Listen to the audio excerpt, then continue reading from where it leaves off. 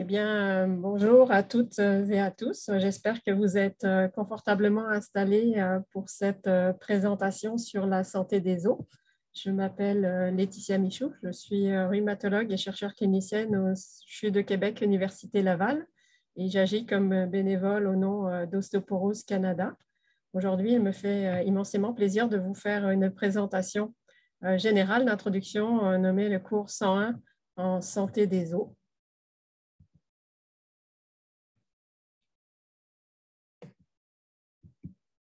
Alors, Ostéoporose Canada est un organisme qui sensibilise, informe, soutient et renforce le pouvoir d'agir des personnes vivant avec l'ostéoporose pour améliorer la qualité de vie et faciliter l'obtention de traitement le plus approprié possible en réduisant les risques de fractures en lien avec l'ostéoporose. Le conseil consultatif scientifique réunit des cliniciens, des chercheurs comme moi, des éducateurs aussi qui apportent bénévolement leur expertise en matière d'ostéoporose et de santé osseuse. Donc, le comité consultatif apporte des informations scientifiques et médicales à Ostéoporose Canada de façon soutenue. Il veille à ce que les informations soient à jour et fondées sur les données scientifiques les plus actuelles. Alors aujourd'hui, le plan de notre présentation, nous allons d'abord parler des éléments de base des os, de l'évaluation du risque de fracture, des médicaments, de la nutrition, de l'exercice et des moyens de prévenir les chutes et les fractures des os. Commençons sans plus attendre par des éléments de base en lien avec les os. Comme vous le savez, les os sont des tissus vivants qui ont une structure particulière. Donc, sur le panneau de gauche, vous voyez un os en fait, qui est à l'extrémité supérieure d'un fémur. On voit la tête du fémur, le col du fémur, qui est un site de fracture habituel en ostéoporose. Et on voit très bien l'os, la corticale de l'os, l'extérieur, et l'intérieur, la partie un peu plus spongieuse. Et donc, l'os est constitué de protéines qui vont être durcies, calcifiées par notamment du calcium et du phosphore, ainsi que d'autres minéraux. L'architecture osseuse est d'une solidité extraordinaire qui a inspiré les ingénieurs. On voit ici le parallélisme avec un pont. Vous voyez qu'on s'est inspiré du col du fémur pour construire certains ouvrages d'ingénierie. Alors, l'os est un tissu très vivant, c'est-à-dire que tout au long de notre vie, l'os va subir ce qu'on appelle un remodelage. Donc, il va y avoir un renouvellement permanent du tissu osseux. Ceci se traduit par une séquence en plusieurs étapes. La première, ce sont des cellules qu'on appelle des ostéoclastes qui vont creuser une cavité dans l'os progressivement.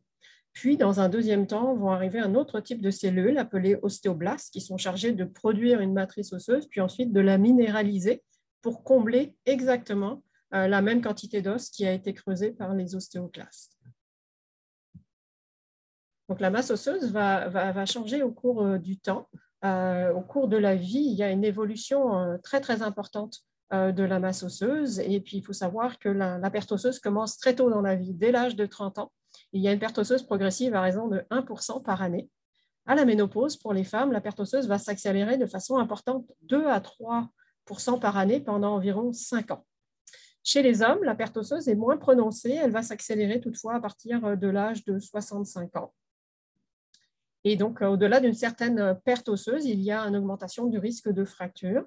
J'attire votre attention une dernière fois. Là, notre maximum de masse osseuse, c'est entre 20 et 30 ans. C'est là que le constituant nous réserve pour le reste de notre existence. Bien sûr, les fractures surviennent beaucoup plus tard dans la vie, comme représenté sur ce graphique ici dans la zone en rouge. Alors, l'ostéoporose a une définition faite par l'Organisation mondiale de la santé qui se lit comme ci. Alors, l'ostéoporose est une maladie caractérisée par une faible masse osseuse et une détérioration du tissu osseux qui augmente le risque de fracture. C'est très différent de l'arthrose. Souvent, on confond les deux. En fait, l'arthrose, c'est une maladie qui correspond à l'usure, à la dégénérescence du cartilage dans les articulations au fil de la vie. Bien sûr, les deux maladies survenant au cours du vieillissement, on peut cumuler les deux facteurs, ostéoporose et arthrose, mais l'ostéoporose concerne vraiment le tissu osseux et le risque fracturaire, et non ce qui va se passer dans nos articulations et nos cartilages. Alors, l'architecture osseuse, comme on l'a vu tout à l'heure sur l'autre schéma du fémur, est extrêmement bien organisée. Ici, on voit de l'os spongieux. Alors, d'être spongieux que l'aspect visuel, parce qu'en fait, il est extrêmement dur, il est minéralisé. Et on voit ici l'architecture avec plein de petites logettes osseuses très denses. Et on voit à côté, ici, en ostéoporose, une situation où finalement, les logettes osseuses se sont considérablement amincies.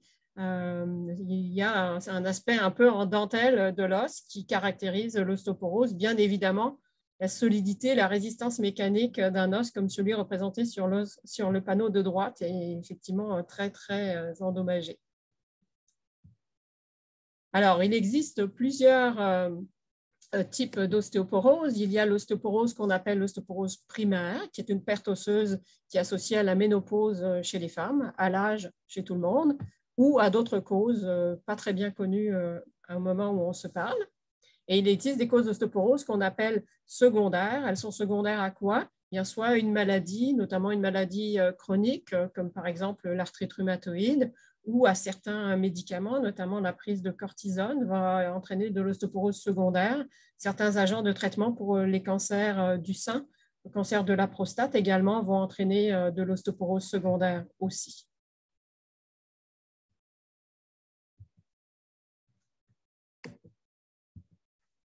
Alors, vous voyez ici un squelette un petit peu tronqué, notamment tronqué de la tête. Alors, on a les sites les plus communs de fractures. Il faut savoir que les fractures ostéoporotiques ont des sites assez précis qui sont surlignés en vert sur le squelette qu'on a ici. Donc, la partie haute de l'humérus, là en haut du bras, la colonne vertébrale, la hanche, notamment le col du fémur que nous connaissons tous, le poignet, l'extrémité du poignet et aussi un petit peu le bassin. La tête n'est pas représentée, les pieds non plus, les mains non plus. Il se trouve que les fractures du crâne, de la face, des mains, des pieds ne sont jamais des fractures ostéoporotiques. Donc, si jamais vous avez ces fractures-là, ne vous inquiétez pas quant à l'ostéoporose, c'est peu probable, vraiment quasi impossible que ça soit lié à l'ostéoporose. Ce qu'il faut savoir aussi, c'est que 80% des fractures, et voire plus, vont survenir après 50 ans. Et sont dues à l'ostéoporose. En fait, plus on avance en âge, plus les fractures sont liées à l'ostéoporose, tout simplement. Alors, la fameuse fracture de fragilisation ou fracture d'ostéoporose, eh bien, elle s'oppose à la fracture traumatique ou accidentelle que nous pourrions tous avoir. Donc, une fracture de fragilisation, c'est une fracture qui va survenir spontanément, donc sans aucun mécanisme déclencheur, aucune chute, ou à la suite d'une activité de la vie quotidienne, une chute de la position debout ou même des fois de la position assise. Et encore une fois, sans aucune chute, on peut quand même avoir une fracture de fragilisation. La fracture de fragilisation est un témoin d'une santé osseuse très préoccupante et c'est un des meilleurs signaux qu'on est atteint d'ostéoporose. Donc, il faut savoir qu'une personne qui a fait une fracture de fragilisation devra avoir une prise en charge médicale pour essayer d'éviter d'avoir d'autres fractures, bien évidemment. Alors, à la colonne vertébrale, comme on a vu tout à l'heure sur notre petit squelette, là, peint en vert, il y avait les vertèbres. Alors, il peut y avoir des fractures des vertèbres et ceci va entraîner progressivement une déformation de la colonne vertébrale, ce qu'on appelle une kyphose. Là, les personnes vont se trouver un peu voûtées. Alors là, on voit la personne se voûte un petit peu et puis encore plus en vieillissant avec le ventre qui a tendance à sortir comme ça en avant, une position un petit peu voûtée. Et ça va entraîner une diminution de la grandeur, de la taille, des douleurs à la colonne, des troubles du sommeil, de la dépression, des troubles digestifs, difficultés respiratoires et c'est extrêmement difficile au quotidien, en plus d'augmenter le risque de chute avec la position un petit peu penchée en avant. Donc, la perte de taille, c'est un moyen très peu coûteux et efficace de dépister un problème de fracture vertébrale. Malheureusement, c'est rarement fait dans la pratique, mais en fait, à partir de 50 ans, chaque année, on devrait mesurer notre grandeur. Et il faut savoir qu'une perte de grandeur d'environ 2 cm en un an devrait faire des examens complémentaires. Et comme vous le savez sans doute, ce n'est pas toujours facile de connaître notre grandeur par rapport à l'âge adulte, par rapport à notre vingtaine. On dit en général qu'une perte d'environ 6 cm par rapport à la taille de l'âge adulte devrait aussi nous faire des examens, comme notamment une radiographie de la colonne vertébrale, mais une évaluation médicale plus complète pour rechercher de l'ostéoporose. Il peut y avoir bien sûr des pertes de grandeur pour d'autres raisons, notamment quand on est atteint d'une scoliose, où là, c'est la colonne qui va être déformée, mais les vertèbres n'auront pas de perte de hauteur au niveau osseux en tant que tel. Alors, l'autre fracture prédominante en ostéoporose, c'est la fracture de la hanche. On connaît tous quelqu'un qui a une fracture de la hanche, fracture de la tête du fémur, fracture du col du fémur. On entend très souvent parler de ces fractures-là.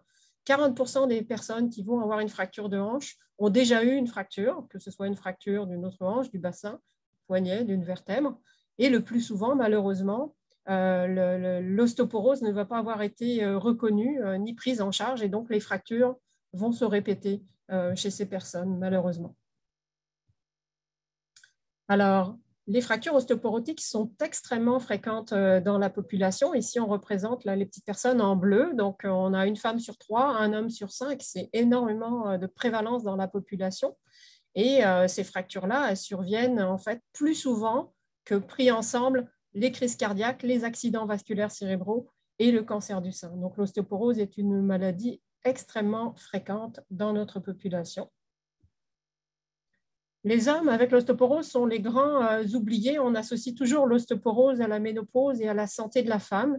Il faut savoir que les hommes aussi peuvent être atteints d'ostéoporose et il y a souvent des préjugés à ce sujet-là, mais c'est important de reconnaître que l'ostéoporose existe chez les hommes. Il en résulte un sous-diagnostic très, très important chez les hommes et une prise en charge aussi souvent déficiente. Et en fait, moins de 10% des hommes qui ont eu des fractures de fragilisation, donc ostéoporotiques, reçoivent un traitement contre l'ostéoporose, ce qui est largement insuffisant. Plus d'un quart des fractures de la hanche au Canada surviennent chez les hommes. Et il faut savoir qu'un homme est plus susceptible qu'une femme d'avoir des complications, notamment de décéder au décours d'une fracture de hanche. On parle parfois, des fois, jusqu'à 50% des hommes dans l'année qui suit une fracture de hanche qui vont décéder. Ce sont quand même des chiffres très, très alarmants. Alors, voyons maintenant comment on peut évaluer le risque fracturaire, si possible, avant la survenue de la première fracture. Alors, il existe des procédures diagnostiques, ici appelées DMO. La densité minérale osseuse est un examen d'imagerie médicale qui est recommandé chez tous les hommes et toutes les femmes à partir de l'âge de 65 ans. Il faut savoir qu'un certain nombre d'hommes et de femmes vont être amenés à passer cet examen-là à un âge beaucoup plus jeune, entre 50 et 64 ans, s'il y a un risque de fracture, notamment quand il y a des conditions médicales d'ostéoporose secondaire. Et même chez des personnes plus jeunes, moins de 50 ans, il peut y avoir une indication à passer cet examen de densité minérale osseuse pour évaluer justement la perte de minéralisation au cours d'un traitement, par exemple, ou dans certaines maladies. Avec cet examen de densité minérale osseuse, on va pouvoir établir ce qu'on appelle le risque de fracture à 10 ans. Et ce risque de fracture à 10 ans se répartit en 3 catégories qui sont représentées sur le graphique. La partie en haut, qui est le risque faible de fracture, donc moins de 10% de risque de fracture à 10 ans, c'est la catégorie la plus favorable. À l'opposé, on a la zone rouge, donc le haut risque de fracture supérieur à 20% à 10 ans. Et entre les deux, la zone grise, la zone difficile à adresser pour le monde médical, qui est le risque modéré entre 10 à 20% à 10 ans de risque de fracture. Il faut savoir que cet algorithme, cette classification en 3 catégories, elle tient compte des résultats de l'ostéodensitométrie, mais aussi de l'âge, du sexe, des antécédents de fracture, ainsi que d'autres facteurs de risque de maladie ou de conditions médicales, ou encore des habitudes de vie qui peuvent influencer notre risque de fracture. Cet outil est extrêmement utilisé par les médecins parce qu'il va permettre de prédire avec précision le risque de fracture et de déterminer éventuellement une stratégie de traitement. Alors, actuellement, nous travaillons encore avec les lignes directrices d'Ostéoporose Canada de 2010, mais nous espérons en 2023 voir arriver une actualisation de ces lignes directrices. Celles de 2010, toujours en vigueur au moment où nous parlons, sont les suivantes. Quand on est dans la catégorie rouge de tout à l'heure, le risque élevé de fracture, une médication est requise et habituellement un suivi d'ostéodensitométrie est fortement recommandé après le traitement, environ tous les 1 à 3 ans selon les cas. Dans le cas du risque modéré, la catégorie en zone grise, qui était représentée en orange sur le graphique tout à l'heure, là, il peut y avoir une médication qui va être prescrite, mais pas forcément. Ça va dépendre un petit peu de l'évaluation médicale. Et là aussi, il va y avoir un suivi de densitométrie qui est recommandé tous les 1 à 3 ans selon les situations. Dans le faible risque de fracture, la catégorie verte, eh bien là, on est très rassurant. Alors, habituellement, il n'y a aucune médication. Il y a bien sûr des recommandations d'habitude de vie, de saines habitudes de vie, mais habituellement pas de médication particulière. Et pour cette catégorie, le suivi est beaucoup plus lointain dans le temps, donc tous les 5 à 10 ans, ça suffit largement. Quelles sont nos options de médicaments pour traiter l'ostéoporose? Alors, il faut savoir que la médication a un objectif précis, puis une durée précise aussi dans le temps, qu'elle doit être évaluée très régulièrement. Donc, nos objectifs avec la médication sont de réduire le risque de fracture, de prévenir la déperdition osseuse et, si possible, d'accroître la masse osseuse pour augmenter la solidité de l'os et, bien sûr, diminuer les événements fracturaires, ça va de soi. Alors, vous vous rappelez, tout à l'heure, on a vu les différentes cellules osseuses. Eh bien, on a de la médication qui permet de ralentir ou au contraire d'accélérer certaines populations de cellules osseuses pour arriver à notre résultat de limiter les fractures. Cette médication est devenue de plus en plus puissante au fil du temps et a une performance qui atteint des fois jusqu'à 70% de réduction du risque de fracture. Mais comment va-t-on savoir si la médication est efficace? Eh bien, souvent, moi, je dis à mes patients, le suivi d'ostéoporose, ça va bien quand il ne s'est rien passé et que vous ne sentez surtout rien du tout. Donc, ça peut être décevant parce qu'on a peu d'indicateurs, mais finalement, l'indicateur, c'est qu'il ne se passe rien de différent. La médication est efficace si la densité minérale osseuse se stabilise ou encore qu'elle augmente, et surtout qu'il ne survient pas de nouvel événement fracturaire. Donc, on mesure la densité minérale osseuse, comme on l'a vu tout à l'heure, avec l'appareil d'ostéodensitométrie, et parfois, on peut arrêter la médication dans certains cas, mais il faut savoir que malheureusement, quand on arrête la médication anti-ostéoporose, on peut augmenter la perte osseuse et on peut voir revenir certaines fractures de fragilisation. Parlons maintenant de ce qui se passe dans notre assiette. En ostéoporose, la nutrition a un rôle très, très important. Comme on l'a vu tout à l'heure, les os sont des tissus vivants et de saines habitudes alimentaires sont fortement recommandées pour maintenir des os solides et en santé, donc notamment des apports en protéines importants, que ce soit des protéines animales ou végétales. Les deux sont intéressantes pour la santé des os. Et puis, bien sûr, les aliments riches en calcium, notamment les produits laitiers, mais pas exclusivement. Vous savez qu'on trouve du calcium dans plusieurs sortes d'aliments de façon assez facile. Et c'est très, très important d'avoir une alimentation saine et équilibrée lorsqu'on est atteint ou à risque d'ostéoporose. Alors, quelques conseils sur les nutriments importants. On l'a dit tout à l'heure, ce qui est important pour que l'os soit solide, c'est le calcium. C'est lui qui va rendre l'os solide. Et cet élément-là est super important là, pour avoir une solidité osseuse optimale. Ceci étant, le calcium tout seul ne peut rien faire sans la vitamine D. La vitamine D est l'hormone qui va permettre de capter le calcium dans l'intestin pour le diriger vers les os. Donc, c'est un travail d'équipe, calcium, vitamine D. Et les protéines aussi sont importantes. On a vu tout à l'heure que l'os est constitué de protéines qui ensuite est calcifiée par les minéraux. Donc, c'est important d'avoir assez de collagène, la protéine qui forme l'os. Ça, c'est vraiment très, très important. Et dans l'alimentation, les protéines doivent être présentes en quantité suffisante pour aider à la réparation des os, à la guérison des fractures, puis aussi à la bonne santé musculaire qui va nous permettre d'éviter de faire des chutes et d'augmenter notre risque de fracture.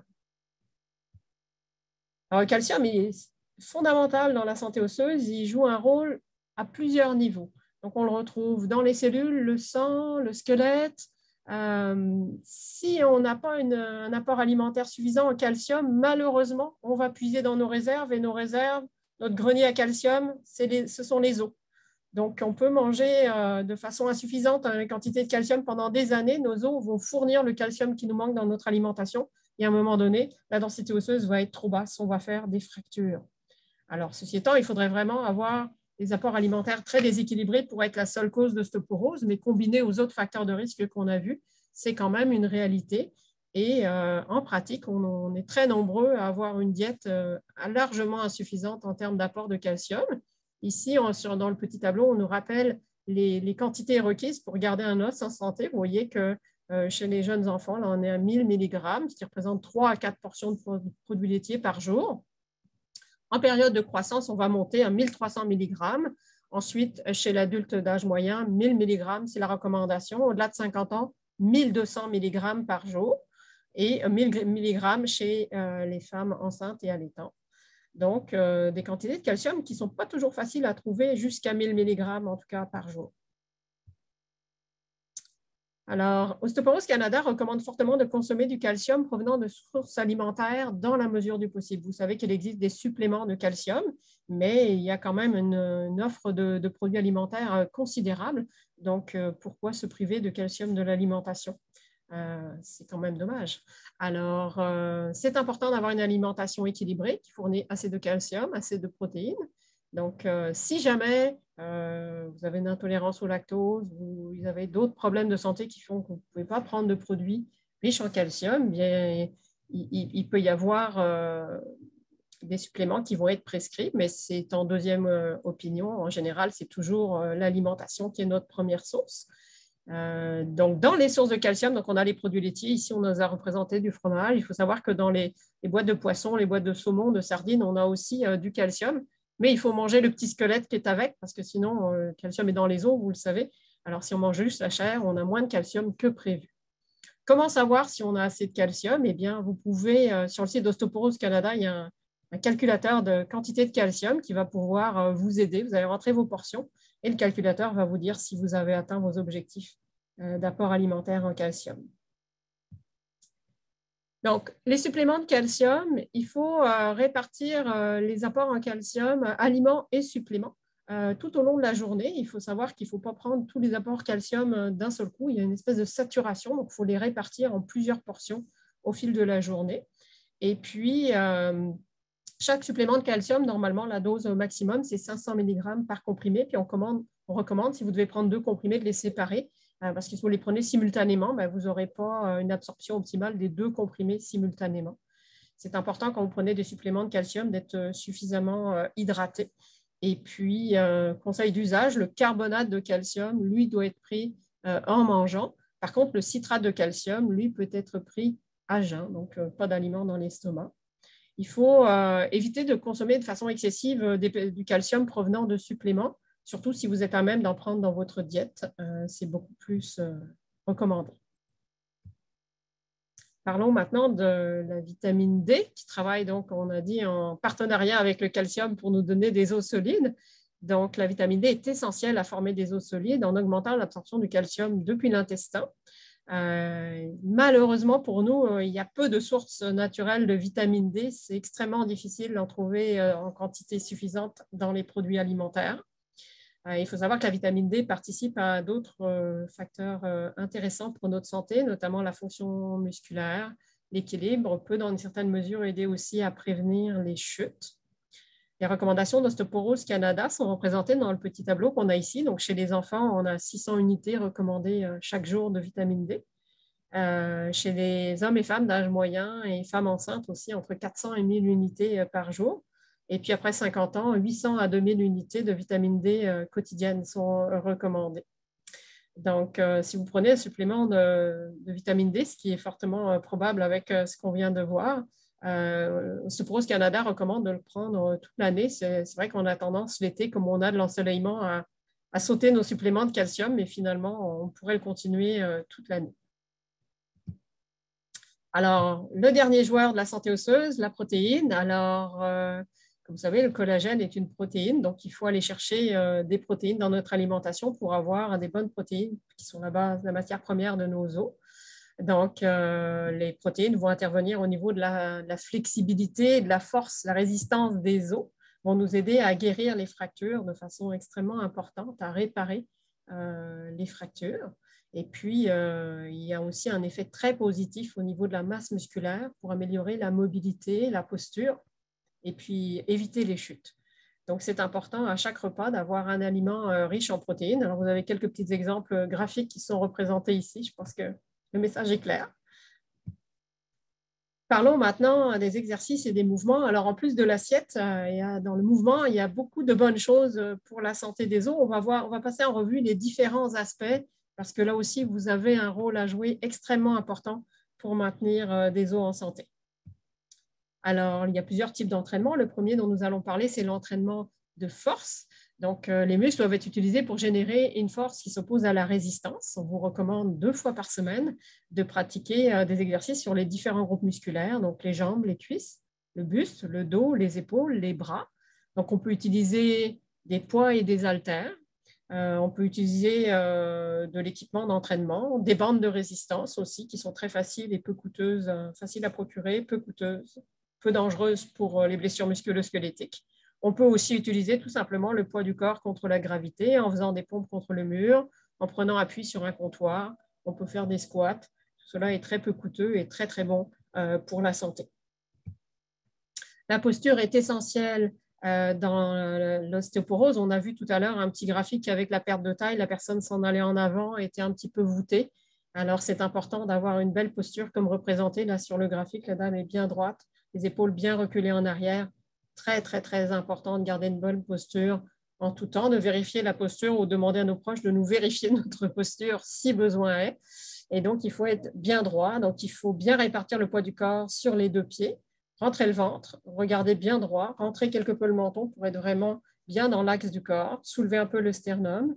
Et il faut faire chaque jour des exercices. En fait, c'est un travail de longue haleine, mais plus on va travailler notre posture, plus nos muscles spinaux là, qui nous permettent de se tenir bien droit vont se renforcer et meilleure va être notre posture. Ça va contribuer notamment à diminuer le risque de fracture vertébrale. C'est loin d'être anodin.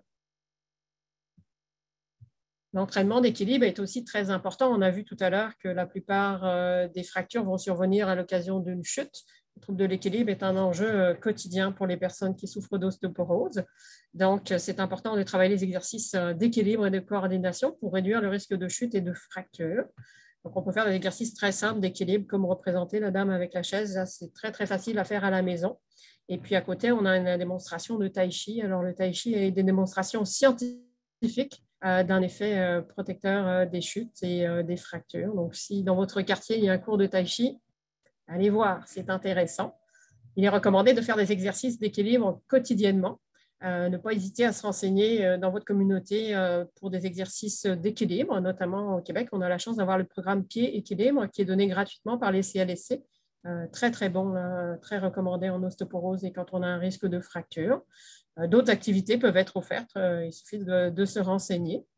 Ce qui est important dans le programme d'exercice, si on est en capacité, c'est d'augmenter progressivement la difficulté et l'intensité des exercices d'équilibre au fil du temps pour s'améliorer, bien évidemment. Alors, il est aussi recommandé de faire de l'activité physique aérobique avec mise en charge.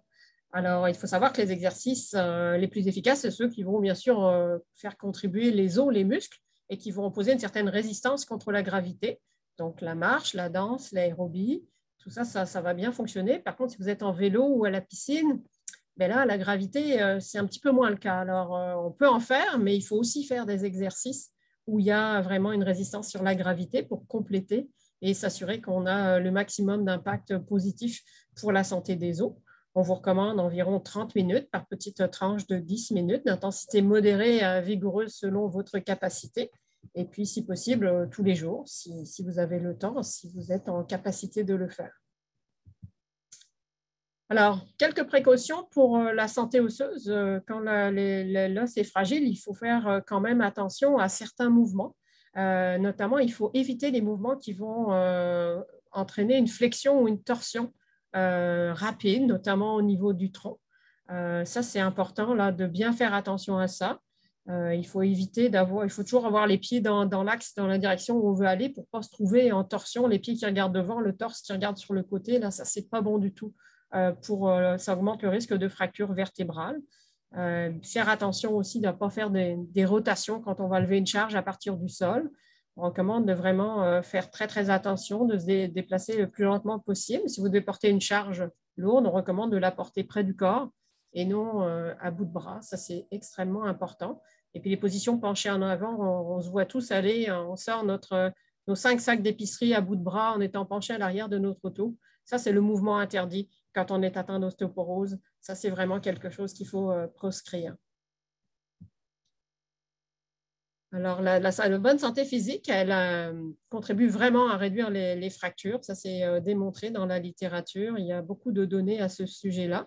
L'Ostéoporose Canada a fait un document qui permet de donner de l'information plus précise sur ça, y compris chez les personnes atteintes d'ostéoporose et de fractures. Vous savez que dans les centres de conditionnement, on peut trouver des programmes d'exercice, mais c'est plus difficile de trouver des programmes d'exercice personnalisés pour la clientèle ayant une fracture ou à risque de fracture, parce que certains mouvements ne sont pas recommandés. Donc, il est important faire attention dans le choix de la gamme d'exercices.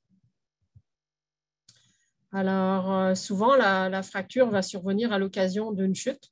Donc, c'est extrêmement important de faire de la prévention au maximum. Donc, prévenir les chutes, prévenir les fractures, c'est un enjeu capital pour cette maladie.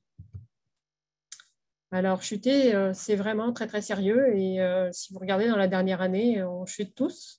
Donc, un adulte sur 3 âgé de plus de 65 ans fait au moins une chute par année, si ce n'est plusieurs chutes. Et puis, en augmentant en âge, la proportion va augmenter aussi. Une personne sur 2 de plus de 80 ans va faire une chute. Si on a fait une chute, eh bien, on a un plus grand risque de refaire une chute. Souvent, il va y avoir un phénomène d'emballement de ce côté-là. Puis, des fois, il y a une appréhension de la chute qui va entraîner un déséquilibre qui va augmenter le risque de chute. Et la plupart, la grande majorité des fractures de la hanche vont survenir chez les personnes qui ont fait une chute. Donc, la chute est un élément très important sur lequel on a des possibilités d'agir. Alors, le cycle classique de la chute, eh bien, on a un risque augmenté de chute. On a peur de chuter. On va diminuer nos activités pour ne pas chuter. Puis là, on va perdre la force musculaire et de la mobilité. On va avoir un moins bon équilibre. Et là, on va se trouver dans le cercle risque augmenté des chutes. Et il faut combattre ce cercle-là par tous les moyens parce que c'est une stratégie qui est modifiable. Et pour prévenir des fractures, c'est très important de mettre en œuvre tout ce qu'on peut pour briser ce cercle-là. Alors, qu'est-ce qu'on peut faire pour prévenir les chutes et puis garder la meilleure autonomie possible? Eh bien, tous les moyens sont bons. Alors, s'assurer qu'on a une bonne vision et une bonne audition pour voir les dangers autour et éventuellement anticiper. Suivre les recommandations et les prescriptions médicales, ça c'est extrêmement important. Faire vérifier la pression artérielle parce que si on fait des hypotensions, on peut avoir des chutes. Prendre soin de vos pieds, réviser régulièrement que vos chaussures sont en bon état pour ne pas risquer de s'enfarger à cause d'une chaussure un peu vieille. Faire un programme d'exercice qui comprend des exercices d'équilibre, ça c'est extrêmement important. Avoir une bonne alimentation équilibrée, être bien hydraté et surveiller que nos apports en calcium et vitamine D restent conformes aux recommandations. Il faut évaluer notre domicile et enlever les dangers potentiels, un tapis qui s'effrange, un fil électrique qui traverse dans le corridor, une boîte qu'on n'a pas eu le temps de ranger qui est en plein milieu de l'escalier. Ce genre de choses, ce sont des facteurs modifiables. Il est possible aussi, via le CLSC principalement, mais aussi d'autres organismes, de faire vérifier l'équipement à domicile et puis d'améliorer l'autonomie et la sécurité du domicile. L'autre point important, ça va être les lumières. Il faut hésiter à allumer la lumière quand on se déplace la nuit dans notre maison. Ça limite énormément le risque de chute.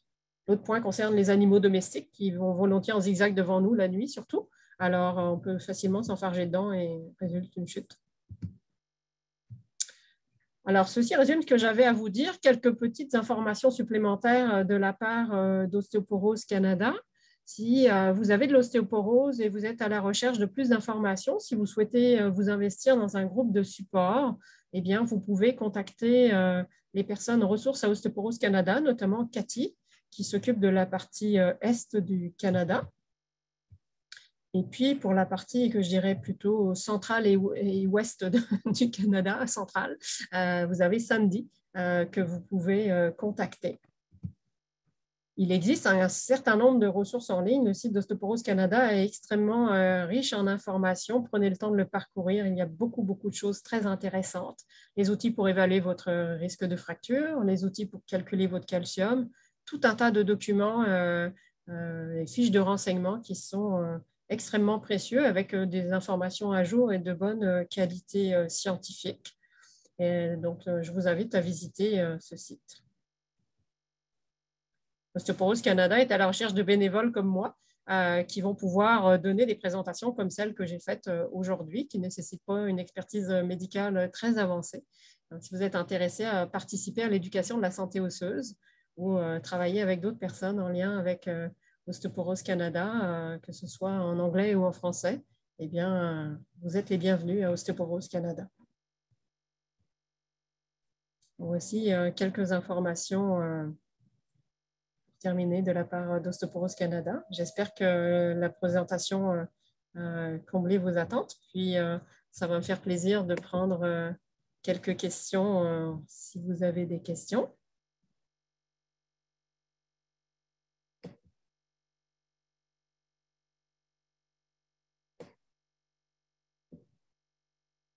je pense que vous pouvez mettre les questions, écrire les questions dans la